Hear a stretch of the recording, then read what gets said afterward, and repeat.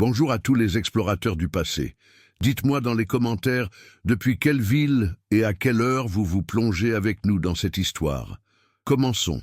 Les archives de l'histoire sont des labyrinthes silencieux, où certaines vérités dorment pendant des décennies, scellées entre les pages jaunies de registres paroissiaux ou dans les colonnes oubliées de vieux journaux. Ce que nous allons reconstituer aujourd'hui est l'une de ces histoires. Une blessure dans la mémoire collective d'un petit village français. Un récit qui a survécu grâce à des fragments de documents et des témoignages murmurés de génération en génération. Nous nous apprêtons à exhumer le secret mortel de la crypte des Valois. Une affaire que l'on nomme encore à voix basse la mariée de Montfaucon. Nous sommes en 1902 et derrière la façade respectable d'une famille de notables, une tragédie indicible est sur le point de se nouer, transformant un conte de fées en une chronique d'horreur silencieuse. Au cœur de cette affaire se trouve une jeune femme, Éléonore de Valois, dont le destin semble tout tracé. À 19 ans, elle est la radieuse mariée du baron Armand de Valois, unissant sa noblesse, bien que moins fortunée, à l'une des familles les plus anciennes et respectées de la Meuse. En public, elle incarne la promesse d'un avenir heureux, le symbole d'une alliance parfaite qui assure la pérennité d'une lignée prestigieuse. Les photographies de l'époque, si elles existaient, montreraient sans doute un couple élégant, saluant une société qui voit en eux l'incarnation de l'ordre et de la tradition. Mais cette image de bonheur parfait n'est qu'une façade fragile. Derrière les murs froids du domaine familial, dans l'ombre des couloirs où l'air semble toujours plus frais, un secret macabre s'apprête à être scellé dans la pierre. Un rituel cruel qui attend chaque nouvelle épouse de la famille. Nous sommes à Montfaucon, en 1902, aux dernières lueurs de la Belle Époque. Loin de l'effervescence parisienne, ce bourg rural et conservateur vit au rythme immuable des cloches de l'église et des saisons agricoles. Ces rues pavées, éclairées le soir par la lueur vacillante des lampes à gaz, abritent une communauté où la hiérarchie sociale est encore profondément ancrée. Les grandes familles terriennes, comme les Valois, y règnent en maîtres, leur nom inspirant à la fois respect et crainte. L'air est empreint d'une tranquillité trompeuse, une paix de surface sous laquelle pèsent lourdement les non-dits, les traditions ancestrales et un code de l'honneur inflexible.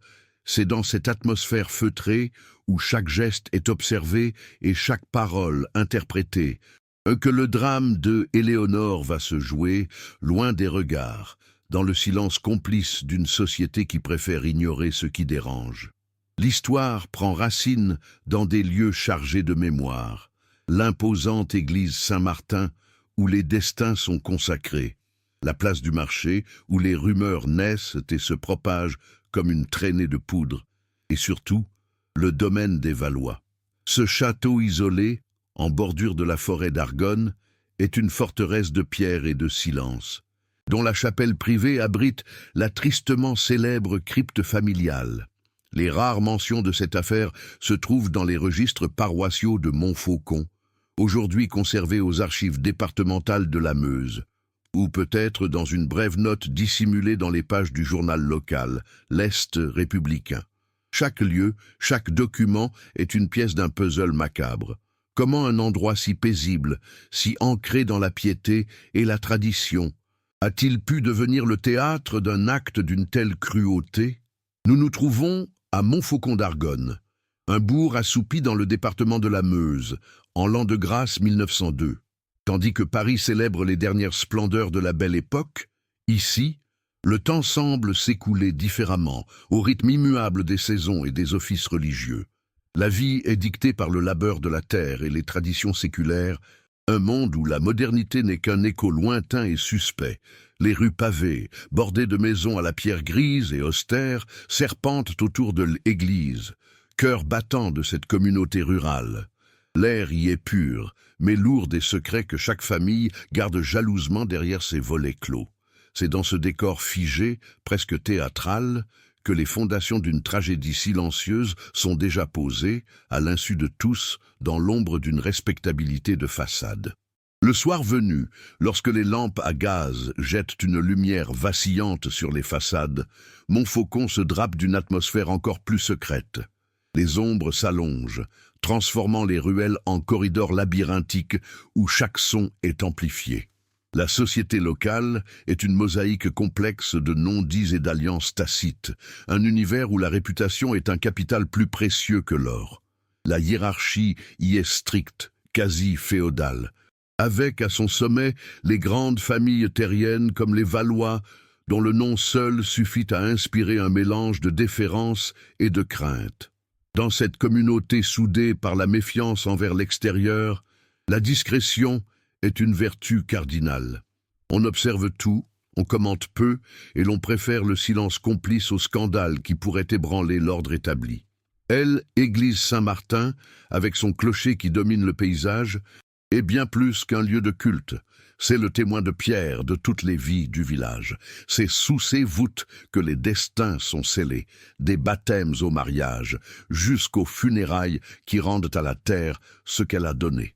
Ces registres paroissiaux, aujourd'hui conservés aux archives départementales de la Meuse, sont des chroniques méticuleuses de l'existence.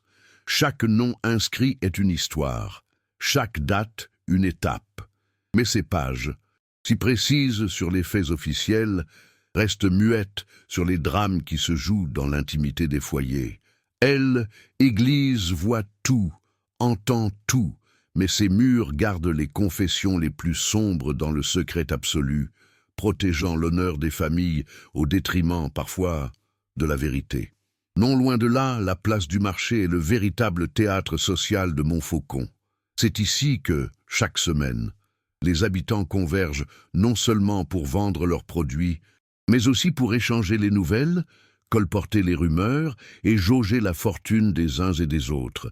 Une parole murmurée près de la fontaine peut devenir une vérité établie avant le coucher du soleil. C'est sur cette place que les apparences sont les plus scrutées, où un regard fuyant, une robe un peu trop simple ou une absence remarquée peuvent alimenter des semaines de conjectures. Pour la famille de Valois, chaque apparition publique est une performance calculée, une affirmation de leur statut qui ne laisse aucune place à l'improvisation ou à la faiblesse. La place est un tribunal populaire silencieux et son verdict est sans appel. À l'est écart du bourg, à la lisière de la vaste et ténébreuse forêt d'Argonne, se dresse le domaine des Valois. Ce n'est pas un château de contes de fées, mais une bâtisse sévère, une forteresse de pierre et de silence qui semble tourner le dos au reste du monde. Entouré de hauts murs et d'un parc aux allées négligées, le domaine est un univers clos, régi par ses propres lois et ses propres rituels. Ses fenêtres sont comme des yeux vides qui observent sans jamais rien révéler de ce qui se passe à l'intérieur. C'est un lieu qui intimide, que les villageois évitent après la tombée de la nuit. Le château est le symbole matériel de la puissance des Valois, mais aussi de leur isolement. Un isolement qui leur permet de préserver des secrets que la lumière du jour ne saurait tolérer. Au cœur même de ce domaine se trouve la chapelle privée de la famille, un sanctuaire dont l'accès est strictement réservé. C'est là que les Valois prient, se marient et enterrent leurs morts, loin des regards indiscrets du reste de la paroisse.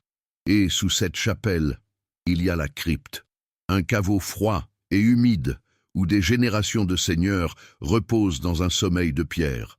La crypte n'est pas seulement un lieu de sépulture, c'est la mémoire souterraine de la lignée, le gardien de son histoire et de ses traditions les plus obscures. Une note dans les colonnes du journal L'Est républicain de l'époque aurait pu mentionner les Valois pour une œuvre de charité, mais jamais elle n'aurait pu percer le secret que ces murs s'apprêtaient à sceller pour elle éternité. Ainsi, le décor est planté, un village où la tradition pèse comme une chape de plomb, une société où l'honneur prime sur la vie et une famille puissante retranchée dans une forteresse de secrets. Chaque élément de ce tableau contribue à créer une atmosphère étouffante, propice à la dissimulation du crime parfait. Les archives officielles, qu'il s'agisse des registres de Église ou des journaux locaux, ne nous offrent que la surface polie des événements, une version acceptable pour la postérité. La véritable histoire, celle qui nous intéresse, s'est écrite dans le silence des couloirs du château et dans l'obscurité d'une crypte. Comment un lieu si profondément ancré dans la piété et le respect de l'ordre a-t-il pu devenir le théâtre d'un acte d'une cruauté si inimaginable? Au centre de cette toile se trouve Éléonore, à peine âgée de 19 ans. Les registres de mariage de la paroisse Saint-Martin la décrivent comme étant issue d'une lignée noble, mais dont la fortune était amenuisée avec le temps. Son union avec le baron Armand de Valois est ainsi perçue par la communauté comme une alliance providentielle, une fusion de la jeunesse et de la beauté avec la puissance et l'ancienneté du nom.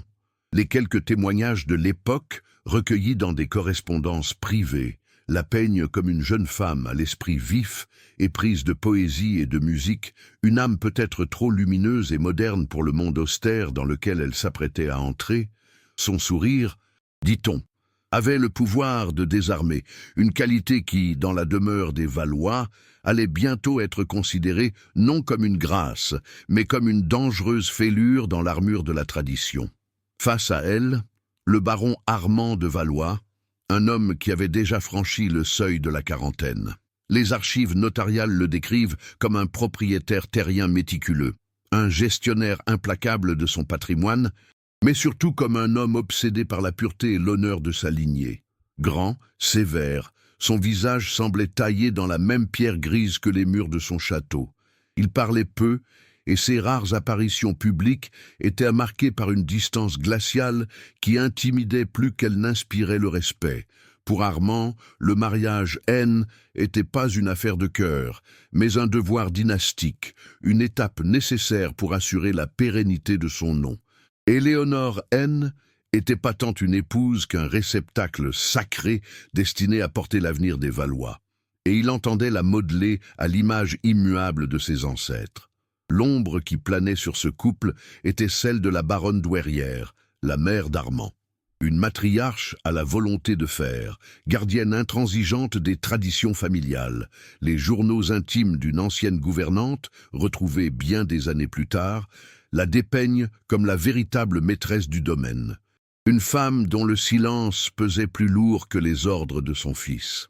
Elle voyait en Éléonore non pas une nouvelle fille, mais une pièce étrangère introduite dans un mécanisme parfaitement huilé, une intruse dont la vivacité et la sensibilité menaçaient l'ordre froid et immuable qu'elle avait passé sa vie à préserver.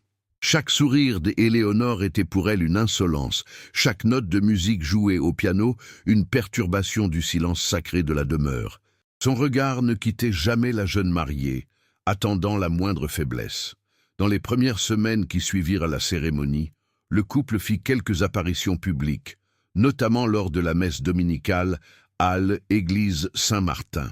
Un article paru dans l'Est républicain, à cette période, décrit la jeune baronne comme radieuse au bras de son époux, louant, elle, l'élégance et la dignité du couple qui incarnait la pérennité des grandes familles de la région. Cette façade de bonheur convenue était scrupuleusement entretenue. Le baron se montrait courtois, presque attentionné, tandis qu'Éléonore, vêtue avec une sobriété qui n'était pas la sienne, esquissait des sourires discrets. Pour le monde extérieur, le conte de fées suivait son cours. Personne ne pouvait deviner que, dès que les portes du domaine se refermaient, le décor s'effondrait pour révéler une réalité bien plus sombre. Un théâtre d'ombre, où les rôles étaient déjà distribués. Pourtant, des fissures commencèrent rapidement à apparaître dans cette image parfaite. Des témoins, interrogés bien plus tard, rapportèrent un changement brutal dans le comportement d'Éléonore. Une amie d'enfance, dans une lettre à sa sœur, raconte une visite au château où elle trouva une Éléonore méconnaissable. « Son rire s'est éteint », écrit-elle, « et son regard, autrefois si pétillant, semble désormais perdu dans un horizon lointain, voilé par une tristesse que je ne parviens pas à nommer. Elle ne parle plus de ses poèmes, et le piano dans le grand salon reste obstinément muet. Ce silence était la première manifestation visible de la cage invisible qui se refermait sur elle, étouffant peu à peu la lumière qu'il avait autrefois définie. Le château des Valois-N était plus une maison, mais une prison de velours. Simultanément, le baron Armand se repliait sur lui-même, devenant de plus en plus reclus et autoritaire. Il congédia sans explication une partie du personnel, en particulier ceux qui avaient servi la famille d'Éléonore, et restreignit drastiquement les visites au domaine. Le carnet du curé de Montfaucon contient une note datée de cette époque, mentionnant son étonnement face au refus du baron d'accueillir la traditionnelle visite pastorale post-nuptiale. La justification d'Armand, consignée par le prêtre, était laconique. La famille de Valois requiert une période d'intimité pour souder ces nouveaux liens. Cet isolement, présenté comme une nécessité, était en réalité une stratégie délibérée pour couper Éléonore du monde extérieur, la rendant entièrement dépendante et vulnérable à l'emprise de sa nouvelle famille. Le château devenait une île, coupée de tout secours potentiel. L'atmosphère à l'intérieur des murs du domaine, selon les rares confidences des domestiques qui y sont restés, devint rapidement irrespirable. Un silence lourd et oppressant s'installa dans les couloirs, où même les pas semblaient étouffés par les épaisses tapisseries. Les conversations se tenaient à voix basse, les regards étaient fuyants. La baronne douairière glissait à travers les pièces comme un spectre, son autorité silencieuse imposant une discipline de fer. Les portraits des ancêtres valois, accrochés au mur lambrissé, semblaient observer chaque mouvement, des juges impassibles d'un tribunal permanent. Pour Éléonore, chaque jour était une épreuve, une lente asphyxie de âme dans un environnement où toute expression de joie ou de spontanéité était perçue comme une transgression intolérable de l'étiquette funèbre qui régnait en maître. Les signes de la détresse d'Éléonore devinrent plus concrets, plus alarmants. Un jardinier rapporta l'avoir vue. Plusieurs après-midi de suite, debout, immobile, devant la porte de la chapelle privée, le regard fixé sur l'entrée de la crypte familiale, comme si elle était hypnotisée par l'abîme. Une femme de chambre découvrit dans la cheminée de sa chambre les restes calcinés de ce qui semblait être son recueil de poésie, ses vers préférés réduits en cendres. Ce N était plus seulement de la mélancolie. C était la manifestation d'une peur viscérale, d'un pressentiment terrible.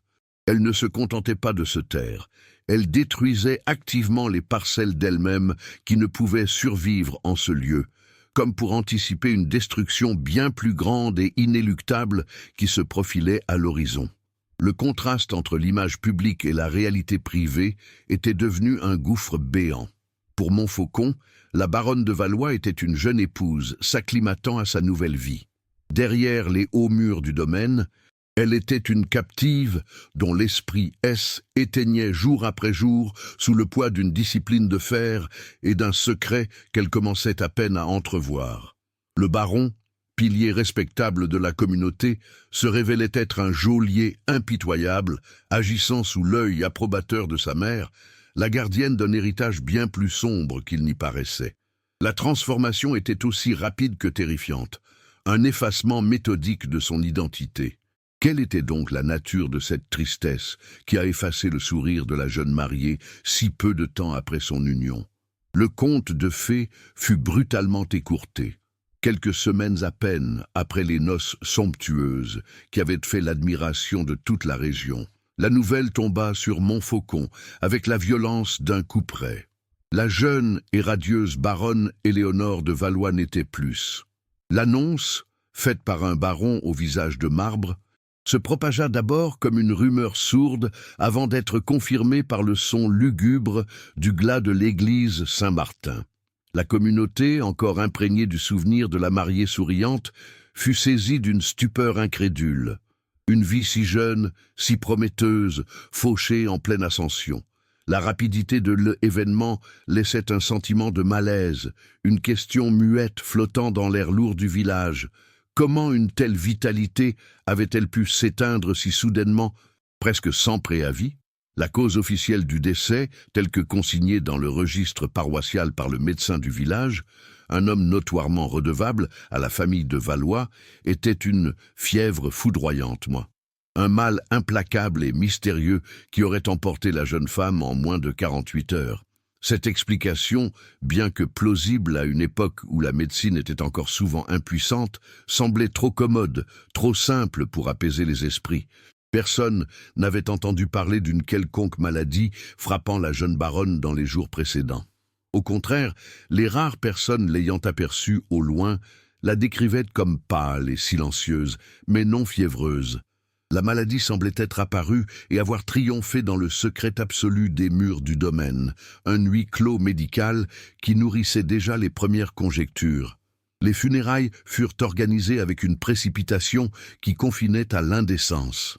Tandis que l'on aurait pu s'attendre à des obsèques grandioses pour l'épouse du plus grand notable de la région, la cérémonie fut strictement privée, presque clandestine.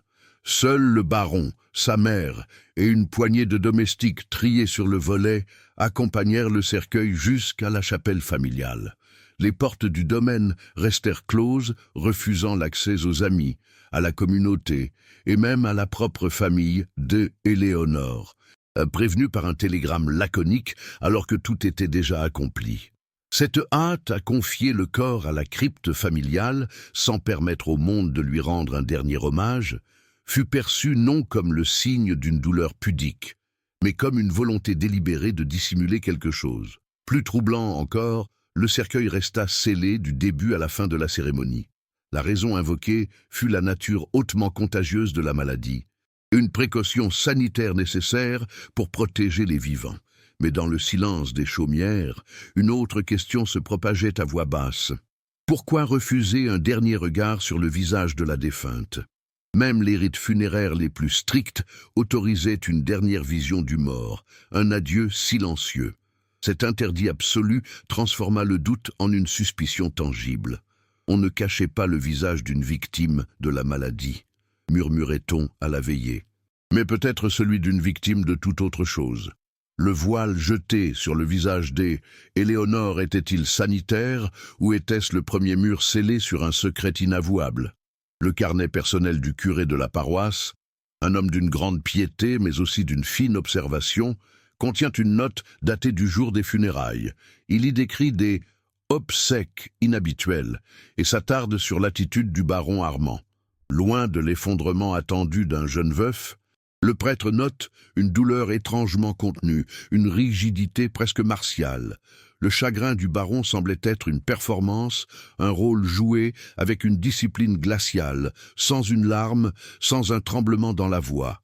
Sa posture était celle d'un homme accomplissant un devoir pénible, non celle d'un époux éploré. Cette maîtrise de soi, presque inhumaine, contrastait violemment avec la nature passionnée et tragique de l'événement, laissant le prêtre avec un sentiment de profond malaise qu'il confia à l'encre de son journal. Ce malaise du prêtre faisait écho à un sentiment plus diffus qui commençait à s'installer dans le village. La famille de Valois, déjà perçue comme distante et austère, se drapait désormais dans un silence encore plus impénétrable. Les volets du château restaient clos, le parc semblait à l'abandon, et le baron ne se montrait plus, même pour la messe dominicale. Cet isolement total, loin d'être interprété comme une période de deuil, ressemblait à une retraite stratégique, comme si la famille se barricadait après avoir commis un acte répréhensible. Montfaucon observait de loin cette forteresse silencieuse, et l'admiration respectueuse que le nom des Valois inspirait autrefois se teintait peu à peu d'une nuance de crainte et de suspicion. Le Châteauen était plus seulement le siège du pouvoir, il devenait celui du mystère. C'est alors que les rumeurs les plus sombres prirent naissance, non pas sur la place publique, mais dans les cuisines et les corridors du domaine lui-même. Des domestiques, terrifiés, commencèrent à chuchoter entre eux des histoires qui glaçaient le sang. Plusieurs d'entre eux jurèrent avoir entendu, durant les nuits qui suivirent l'enterrement, des bruits étranges provenant de la chapelle. Il ne s'agissait pas du vent dans les ardoises, mais de sons étouffés, des sortes de grattements sourds et persistants qui semblaient émaner des profondeurs de la terre, directement de la crypte. Ces bruits, d'abord mis sur le compte de l'imagination ou des rats, devinrent si distincts que certains employés refusèrent de traverser la cour après la tombée de la nuit, le cœur battant à l'idée d'entendre à nouveau cette plainte souterraine. À l'intérieur du château, l'atmosphère devint sépulcrale. La baronne douairière régnait sur un silence de mort, glissant à travers les pièces comme une ombre, son regard acéré s'assurant que personne ne parle. Toute mention du nom d'Éléonore fut bannie. Ses affaires personnelles disparurent de sa chambre du jour au lendemain, comme si l'on cherchait à effacer toute trace de son bref passage. Le personnel vivait dans un état de peur contenue, conscient de servir des maîtres dont le calme apparent dissimulait une tension insoutenable. Le château des Valois était devenu un mausolée où les vivants marchaient sur la pointe des pieds, hantés non pas par le souvenir de la morte, mais par le secret de sa disparition. Chaque porte fermée semblait garder une vérité terrible. La fracture entre la version officielle et les rumeurs souterraines devint un gouffre. Pour le monde extérieur, pour le journal L'Est républicain qui publia une brève nécrologie évoquant une perte tragique pour la noblesse locale, Éléonore était une fleur fauchée trop tôt par le destin. Mais pour ceux qui vivaient à l'ombre du domaine, elle était devenue un fantôme dont la mort posait plus de questions qu'elle n'apportait de réponses. La fièvre foudroyante haine était plus qu'un mot de code, un mensonge pratique qui ne trompait plus personne au sein du cercle intime. La curiosité se mua en une peur collective et silencieuse. On n'osait pas accuser, mais on se regardait en coin, partageant une même pensée inavouée. La mort d'Éléonore N était pas naturelle. Ce drame ravivait par ailleurs un souvenir que l'on croyait éteint, une ombre dans le passé des Valois. Certains anciens du village se remémoraient à voix basse la première épouse du baron Armand, décédée elle aussi très jeune, une quinzaine d'années auparavant, dans des circonstances également troubles. À l'époque, on avait parlé d'une chute malencontreuse dans l'escalier, une thèse acceptée sans discussion. Mais avec la mort d'Éléonore, cette première tragédie apparaissait sous un jour nouveau et sinistre. 2 jeunes épouses, 2 morts soudaines et prématurées, 2 explications officielles qui semblaient masquer une réalité plus sombre. La coïncidence était trop frappante pour être ignorée. Une terrible question émergeait. La crypte des Valois était-elle simplement un lieu de repos ou un tombeau pour les épouses qui dérangeaient? L'histoire de la jeune baronne naine était plus un simple fait divers tragique. Elle devenait une énigme, une blessure ouverte dans la conscience de Montfaucon. Le silence imposé par la famille de Valois, loin d'étouffer l'affaire, ne faisait qu'alimenter le feu des suppositions. Les grattements entendus dans la nuit, la douleur feinte du baron, le souvenir de la première épouse, chaque élément s'ajoutait au puzzle, dessinant les contours d'une vérité monstrueuse.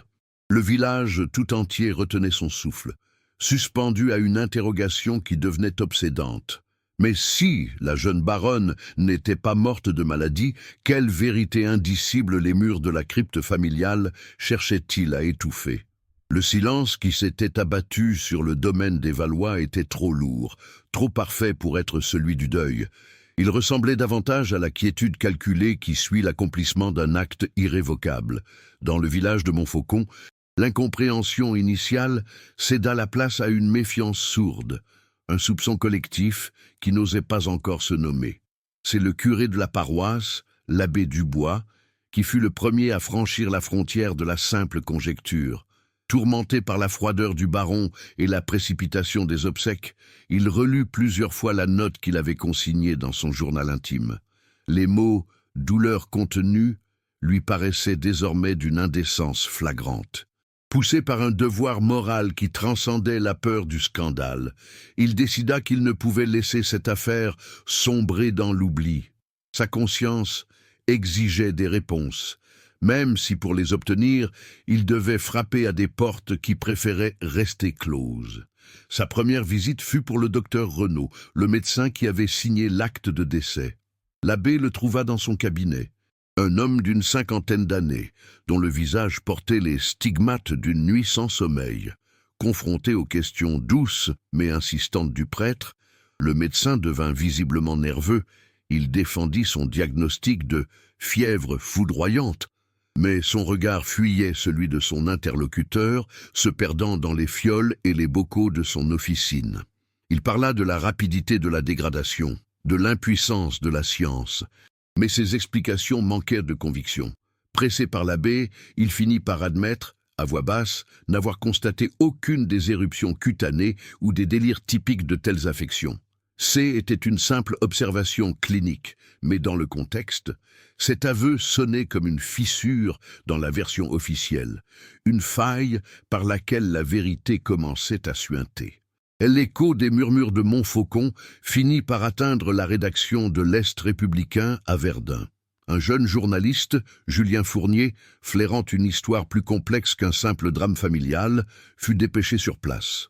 Ambitieux et curieux, il commença son enquête sur la place du marché, écoutant les conversations, notant les regards en coin à l'évocation du nom des Valois. Il recueillit les témoignages effrayés des domestiques sur les bruits de grattement provenant de la crypte, une histoire que beaucoup prenaient pour une superstition macabre, mais qui, pour Fournier, constituait un point de départ tangible. Il comprit rapidement que la vérité ne se trouvait pas dans les déclarations publiques, mais dans les non-dits et les peurs qui hantaient les couloirs du domaine et les esprits du village. Sa quête ne faisait que commencer. Dans ses carnets, Julien Fournier commença à dresser un parallèle troublant. Il exhuma des archives du journal l'article annonçant, 15 ans plus tôt, le décès de la première épouse du baron Armand. Les similitudes étaient frappantes. Une mort tout aussi soudaine, officiellement attribuée à une chute accidentelle, suivie d'obsèques tout aussi discrètes et précipitées. 2 jeunes femmes, 2 destins brisés dans le secret des murs du château. La coïncidence naine était plus plausible. Un motif sinistre se dessinait. Le journaliste n'avait pas encore de preuves, mais son intuition lui dictait qu'il était sur la piste non pas d'une tragédie, mais d'un système, d'une méthode, pour éliminer les épouses qui, d'une manière ou d'une autre, ne convenaient plus à l'implacable lignée des Valois. Le château n'était pas maudit. Il était le théâtre d'une cruauté méthodique.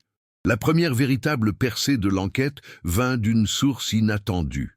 Fournier parvint à retrouver la trace d'une ancienne femme de chambre, Marie, qui avait été congédiée sans ménagement quelques jours seulement après le mariage d'Éléonore. La vieille femme, vivant désormais dans la crainte et la pauvreté, hésita longuement avant de parler. Lors d'une rencontre clandestine à la tombée de la nuit, elle finit par livrer son terrible secret. La veille de l'annonce de sa mort, Éléonore l'avait saisie par le bras, les yeux fous de terreur, et l'avait supplié de l'aider à s'enfuir. Ces mots, gravés à jamais dans la mémoire de Marie, résonnaient comme une prophétie funeste. « Aidez-moi, je vous en supplie. Les murs de cette maison ont des secrets qui dévorent les âmes. » Ce témoignage capital transformait le doute en certitude. Éléonore savait qu'elle était condamnée. Cette révélation changea radicalement la nature de l'enquête. Il ne s'agissait plus de déterminer si un crime avait eu lieu, mais de comprendre sa nature et son ampleur. Le journaliste, conscient de la gravité de ces informations, partagea ses découvertes avec l'abbé Dubois. L'alliance informelle entre les 2 hommes se solidifia, unissant la quête de vérité spirituelle du prêtre à la quête de faits du journaliste. Le témoignage de Marie prouvait la préméditation. La fièvre foudroyante n'était qu'une mise en scène macabre, destinée à masquer une réalité bien plus effroyable. La question était plus de savoir de quoi Éléonore était morte, mais comment ses bourreaux l'avaient réduite au silence.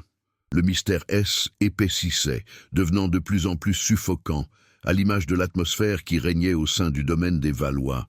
Guidé par une intuition née des confidences de la servante, Julien Fournier prit contact avec la sœur d'Éléonore, qui vivait à Nancy, loin de l'influence des Valois. D'abord réticente, anéantie par le chagrin et intimidée par la réputation de sa belle famille, elle finit par accepter de fouiller les affaires que sa sœur avait laissées derrière elle lors de son départ pour Montfaucon. C'est là, dissimulée au fond d'une boîte à chapeau, qu'elle découvrit une lettre. Une lettre écrite par Éléonore, mais jamais postée.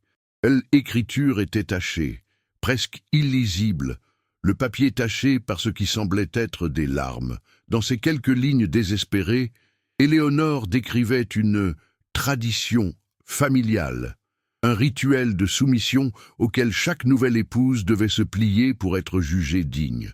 Elle concluait par une phrase glaçante: « J'ai peur. Ils disent que c'est pour prouver ma loyauté, mais je sens le froid du tombeau dans leurs paroles. » La lettre fut comme un coup de tonnerre. Le concept d'une tradition macabre donnait une dimension nouvelle et terrifiante à l'affaire. Pour l'abbé Dubois, C était la preuve d'une perversion totale, une hérésie cachée sous le vernis de la piété et du respect des ancêtres. Pour Julien Fournier, C était la clé de l'énigme, mais aussi la confirmation qu'il s'attaquait à une entité bien plus monstrueuse qu'un simple meurtrier. La famille de Valois-N n'était pas seulement criminelle, elle était régie par un code barbare, une loi du sang transmise de génération en génération. Le meurtre des Éléonore N était peut-être pas un acte isolé, mais l'accomplissement d'un rite. Combien d'autres épouses, au fil des siècles, avaient senti le froid du tombeau dans les paroles de leurs époux? Le passé des Valois devenait soudain un abîme de questions sans réponse.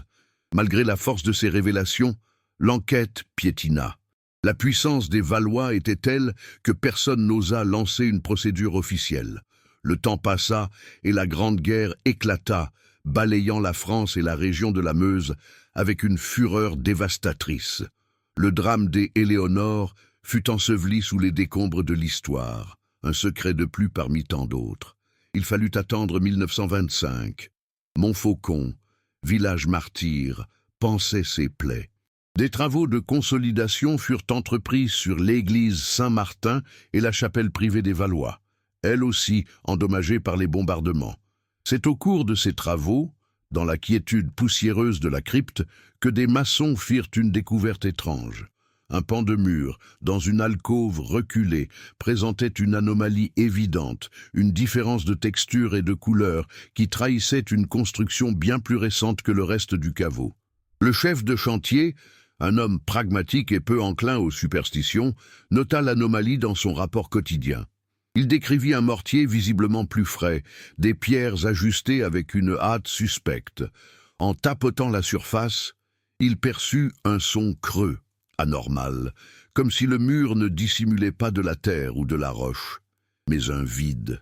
Intrigué, il alerta la petite gendarmerie locale. Un rapport fut rédigé, un document administratif froid et technique qui, sans le savoir, s'apprêtait à rouvrir l'une des affaires les plus sombres de la région. Le passé, que l'on croyait mort et enterré, refaisait surface à travers la pierre, réclamant justice. Le mur de la crypte N était plus seulement une curiosité architecturale. Il devenait la porte scellée d'un tombeau. La nouvelle de la découverte se répandit discrètement, ravivant les anciennes rumeurs. Les quelques survivants qui se souvenaient de l'affaire de la mariée de Montfaucon retinrent leur souffle. Le journaliste Julien Fournier, désormais un homme mûr et respecté, sentit son cœur s'accélérer en lisant la dépêche. L'abbé Dubois, vieilli mais toujours hanté par cette histoire, pria avec plus de ferveur que jamais. Toutes les pièces du puzzle, rassemblées des années auparavant, semblaient enfin converger vers ce seul point, ce mur silencieux au cœur de la crypte. Chaque indice, du témoignage de la servante à la lettre jamais envoyée, ne faisait qu'épaissir le mystère qui entourait cette paroi. Qu'allait-on découvrir derrière ce mur fraîchement scellé? Avec l'autorisation officielle, obtenue après des semaines de délibérations administratives, le mur suspect de la crypte des Valois fut enfin condamné. La décision, bien que motivée par un rapport de gendarmerie et des rumeurs persistantes, n'en restait pas moins une profanation, une intrusion dans le repos sacré d'une lignée. Le matin de l'ouverture, une petite foule d'officiels se pressa dans le silence glacial du caveau. Le maire, 2 gendarmes, le chef de chantier et le journaliste Julien Fournier, dont les articles avaient subtilement ravivé l'affaire. L'air était lourd, chargé d'une attente presque insoutenable. Tous les regards étaient fixés sur ce pan de mur, une cicatrice de pierre dans l'obscurité, qui gardait un secret vieux de plus de 20 ans. Le premier coup de ciseau sur le mortier résonna comme un sacrilège, brisant une quiétude qui n'était peut-être, en réalité, qu'un mensonge. Le travail des maçons fut lent, méticuleux, presque chirurgical. Chaque pierre était décellée avec une précaution infinie, comme s'ils craignaient de réveiller non pas les morts, mais la vérité elle-même. La poussière âcre emplissait l'air confiné de la crypte, se mêlant à l'odeur de terre humide et de temps révolu. Le silence était rompu que par le heurt sec des outils contre la pierre et la respiration contenue des témoins. La tension était palpable, chaque minute semblant s'étirer en une éternité. Personne n'osait parler, de peur de rompre le sortilège. Ce N était plus une simple opération de maçonnerie. C était une exhumation, non pas d'un corps, mais d'un crime que l'on avait cru parfaitement enseveli sous le poids de l'honneur et du temps. Le mur s'amenuisait, révélant peu à peu l'obscurité qu'il contenait. Enfin, la dernière pierre fut retirée, ouvrant une brèche sur une petite cavité obscure, pas plus grande qu'un placard. Un souffle d'air vicié, d'une froideur sépulcrale, s'en échappa, faisant vaciller la flamme des lanternes. L'un des maçons, le visage blême, recula d'un pas en se signant. Le gendarme s'avança, projetant le faisceau tremblant de sa lampe torche à l'intérieur du trou béant. La lumière balaya d'abord des murs nus, puis descendit lentement vers le sol. Ce qu'elle révéla figea le sang de tous les présents. Il n'y avait pas de cercueil, pas de sépulture digne. À l'intérieur de cette niche improvisée, une forme était assise, recroquevillée contre la paroi du fond, la tête tombée sur la poitrine, une silhouette frêle, perdue dans les lambeaux d'une étoffe qui avait dû être, un jour, une somptueuse robe blanche. L'horreur de la scène était absolue, dépassant tout ce que les rumeurs les plus folles avaient pu imaginer. Le squelette était celui d'une jeune femme, dans la position d'une personne qui se serait endormie d'épuisement. Mais les détails racontaient une histoire bien plus terrible. Les murs de la petite cellule de pierre étaient couverts de longues et profondes griffures, des sillons creusés dans le mortier par des ongles qui avaient dû se briser. Les os des dernières phalanges des deux mains étaient effroyablement usés, presque polis par le frottement désespéré contre la pierre.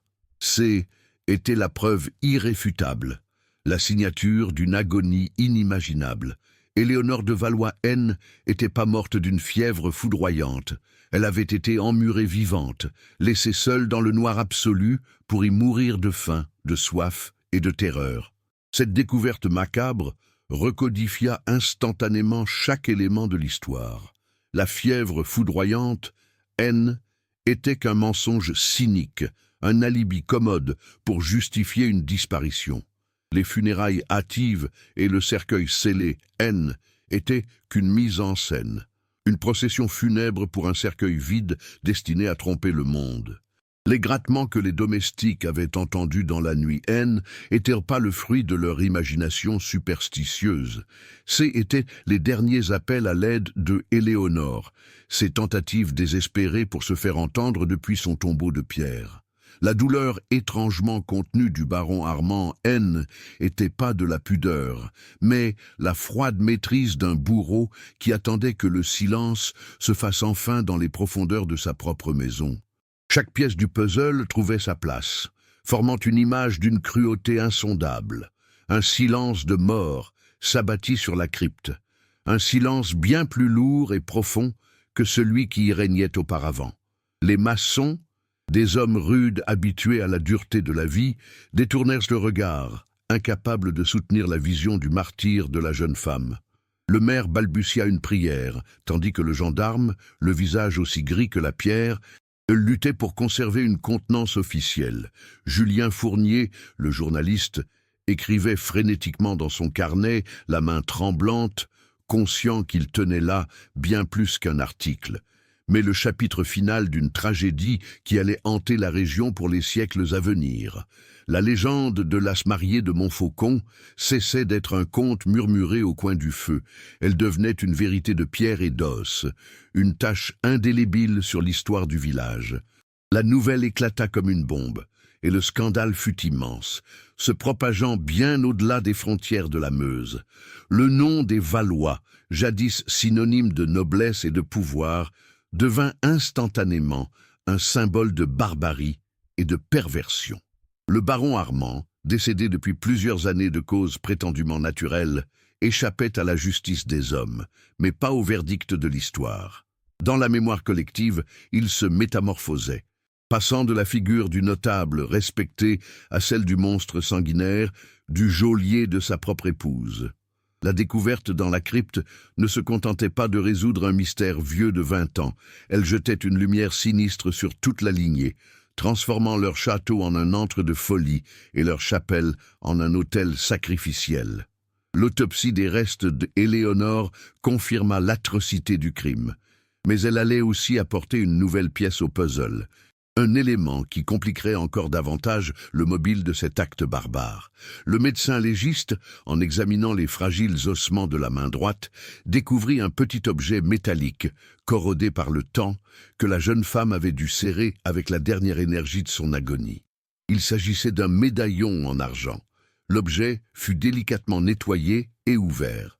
À l'intérieur, ce n'était pas le portrait sévère du baron Armand de Valois que l'on découvrit, mais celui, miniature, d'un jeune homme au visage doux et au regard mélancolique, un musicien du village qui, curieusement, avait disparu sans laisser de traces à la même époque que Éléonore. Le mobile changeait subitement de nature. Ne s'agissait-il pas seulement d'une tradition cruelle, mais de la punition ultime pour un amour interdit? La découverte du médaillon dans la main squelettique d'Éléonore provoqua une onde de choc qui redéfinit entièrement la tragédie. Le rapport du médecin légiste, daté de 1925 et conservé aux archives départementales, décrit l'objet avec une précision clinique, un petit pendentif en argent contenant le portrait miniature d'un homme non identifié d'environ 20 ans. Aussitôt, les mémoires des plus anciens habitants de Montfaucon furent ravivées. On se souvint d'un certain Léo, jeune musicien au talent prometteur, dont le violon enchantait les fêtes du village avant sa disparition soudaine et inexpliquée, quelques jours seulement avant la mort de la baronne. L'hypothèse d'une tradition barbare, bien que terrifiante, laissait désormais place à une autre, plus intime et tout aussi cruelle, celle d'un crime passionnel, d'une punition implacable pour un amour interdit, transformant le baron Armand en un Othello des temps modernes et sa crypte en un tombeau pour un secret de cœur. Face à ces révélations, la justice, bien que tardive, se mit en branle. Une enquête officielle fut ouverte, non plus pour déterminer les causes de la mort, désormais évidentes, mais pour identifier d'éventuels complices et comprendre comment un tel acte avait pu être commis et dissimulé en 1902.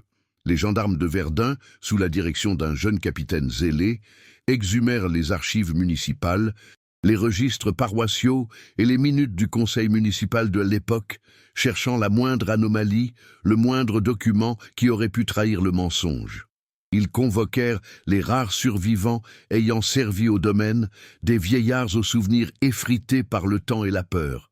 Chaque porte à laquelle ils frappaient semblait se refermer sur un silence pesant, comme si le fantôme du baron de Valois continuait, par-delà la mort, d'imposer sa loi du silence sur le village de Montfaucon. Le nom des Valois, même souillé par le scandale, inspirait encore une crainte superstitieuse. Les témoignages recueillis étaient vagues, remplis de « on dit » et de regards fuyants. Personne n'avait rien vu, rien entendu de certain. Le journal de bord du capitaine d'enquête de 1925 exprime une frustration palpable. Montfaucon est une forteresse de non-dits. La peur est un héritage aussi tenace que la pierre de leur maison. Il protège la mémoire d'un monstre par habitude, par déférence pour un ordre social qui, bien que mort, continue de les hanter. Cette complicité passive de toute une communauté, ce pacte tacite pour ne pas voir, ne pas savoir, révélait une vérité encore plus dérangeante. La puissance des Valois ne résidait pas seulement dans leur fortune, mais dans leur capacité à faire de chaque habitant un gardien involontaire de leurs plus sombres secrets. C'est alors que survint la seconde et véritable déflagration. En fouillant les archives poussiéreuses de la gendarmerie locale, un jeune officier mit la main sur un dossier jauni, classé sans suite, daté de l'automne 1902. À l'intérieur, un rapport rédigé par un jeune gendarme de l'époque, un certain brigadier Caron. Avec une diligence qui lui coûta sans doute sa carrière, Caron y consignait méticuleusement ses doutes, la soudaineté du décès, l'absence de consultation médicale extérieure, le refus de la famille de laisser voir le corps, et, surtout, le témoignage d'un valet de ferme qui jurait avoir entendu des plaintes humaines provenant de la chapelle la nuit suivant les funérailles. Le rapport se concluait par une demande officielle d'ouverture d'une enquête pour suspicion d'homicide et de séquestration. Ce document était la preuve que la vérité avait été connue, ou du moins soupçonnée, dès le premier jour. Le plus accablant se trouvait dans la marge de la dernière page, une note manuscrite à l'encre rouge, signée du supérieur de Caron, le maréchal des logis-chefs de l'époque. Les mots étaient laconiques, définitifs. Affaire classée. Manque de preuves. Ne pas perturber l'ordre public ni porter atteinte à l'honneur d'une famille respectable. Le brigadier Caron sera réaffecté. Était la seconde virade, la plus terrible. Le crime n'avait pas seulement été commis par une famille démente, il avait été sciemment étouffé par les représentants de la loi. La complicité haine était plus passive et diffuse, elle était active, institutionnelle. Le silence de Montfaucon, naine, était pas seulement le fruit de la peur, mais le résultat d'une décision calculée, prise au nom de la préservation d'un ordre social qui plaçait l'honneur d'un nom au-dessus de la vie d'une femme. Cette révélation finale jetait une lumière sinistre non seulement sur la famille de Valois, mais sur toute une époque. Le médecin qui avait signé un faux certificat de décès, le prêtre qui, était contenté de noter son malaise dans un journal privé, et le gendarme qui avait obéi aux ordres en enterrant l'affaire, tous étaient devenus, par leur silence ou leur action, les architectes du tombeau d'Éléonore. La tragédie de la jeune mariée N était plus l'histoire d'un crime individuel, mais le symptôme d'une société malade où la justice était une faveur accordée aux puissants. La culpabilité étendait comme une tache d'huile des murs du château aux fondations même du village. Cet amour secret était-il la véritable raison de sa condamnation ou simplement le prétexte d'une communauté déjà consumée par sa propre noirceur? Aujourd'hui, le château des Valois n'est plus qu'une carcasse majestueuse, une ruine silencieuse que la nature a lentement reconquise. Le lierre s'accroche aux pierres noircies comme les doigts d'un spectre, et les fenêtres vides sont des orbites sombres qui contemplent un paysage à jamais indifférent. La chapelle, théâtre du drame et de sa révélation, est close au public, sa porte massive scellée par un arrêté préfectoral qui semble vouloir emmurer non seulement un lieu, mais le souvenir lui-même. Les habitants de Montfaucon, même après un siècle, évitent encore les abords du domaine lorsque le crépuscule étend ses ombres sur la forêt d'Argonne. Une crainte atavique persiste, comme si la pierre elle-même avait absorbé l'agonie de Éléonore et la diffusait encore, un poison invisible qui imprègne l'air et le sol de cette terre marquée par la tragédie. Le silence qui y règne n'est pas celui de la paix, mais celui d'une histoire trop lourde pour être oubliée. Parfois, lors des nuits de grand vent, lorsque les branches des arbres centenaires se tordent et gémissent sous les assauts du ciel, certains anciens du village jurent entendre une mélodie funèbre portée par les courants d'air. Ce n'est pas seulement le bruit du vent s'engouffrant dans les ruines, mais une plainte lointaine, un son presque humain qui se mêle au bruissement des feuilles mortes. C'est le souffle d'Éléonore, disent-ils, le dernier écho de sa voix qui cherche encore à traverser les murs de son tombeau pour raconter son histoire. Une complainte qui ne réclame peut-être plus la justice, depuis longtemps hors de portée, mais simplement la paix, une reconnaissance de son martyre.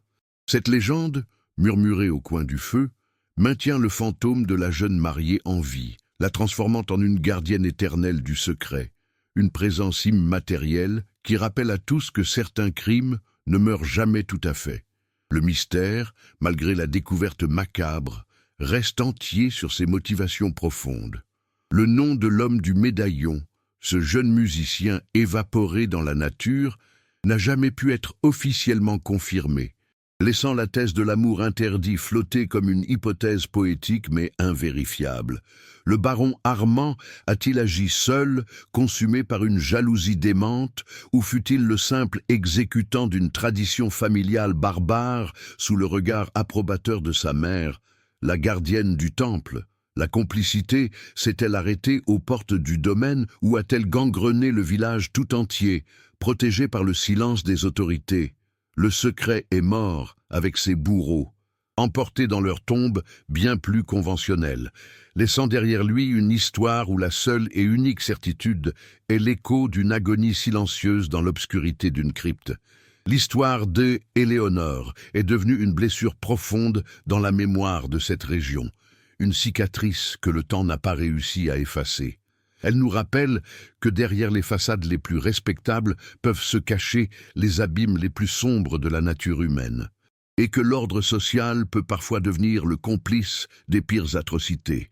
Quelle est votre théorie sur ce qui s'est réellement passé dans les murs froids du domaine des Valois? S'agissait-il d'un crime d'honneur, d'une tradition familiale cruelle transmise de génération en génération, ou de la folie meurtrière d'un seul homme, incapable de supporter la trahison? La vérité est peut-être un mélange de tout cela, un enchevêtrement de noirceur qui a condamné une jeune femme à une fin inimaginable. Laissez votre avis dans les commentaires et continuons à honorer sa mémoire en cherchant à comprendre.